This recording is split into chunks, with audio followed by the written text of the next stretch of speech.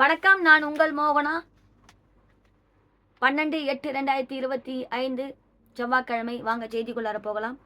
பாலஸ்தீனத்தை தனிநாடாக அங்கீகரிக்கும் ஆஸ்திரேலியா.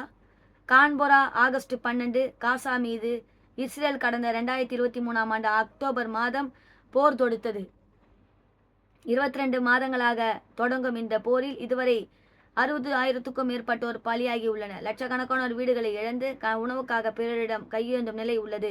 எனவே இந்த போரை கைவிடுமாறு உலக நாடுகள் பலவும் இஸ்ரேலை வலியுறுத்துகின்றன. ஆனால் ஹமாஸ் அமைப்பினரை முற்றிலும் அழிக்குமாறு தாக்குதல் தொடரும் என இஸ்ரேல் பிரதமர் பெஞ்சமின் நேதன்யாகு எச்சரிக்கை விடுத்துள்ளார். இந்நிலையில் போரை நிறுத்துவதற்கு ஒரே வழி அதனை தனிநாடாக அங்கீகரிப்பதே என ஐநா முடிவு செய்தது. இதனால் பிரான்ஸ், இங்கிலாந்து, கனடா உள்ளிட்ட பல நாடுகள் பாலஸ்தீனத்தை தனிநாடாக அங்கீகரித்துள்ளன.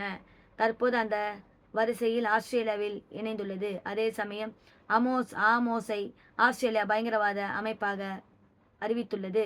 எனவே ஆஸ்திரேலிய பிரதமர் அந்தோனி ஆல்பானிசின் நிபந்தனைகளுக்கு பாலஸ்தீன அதிபர் மஹ்மூத் அப்பாஸ் ஒப்புக்கொண்டுள்ளார். இத்துடன் இந்த செய்தி அறிக்கை முடிவடைகிறது. மேலும் வேறொரு செய்தியுடன் நான் உங்களை சந்திக்கிறேன்.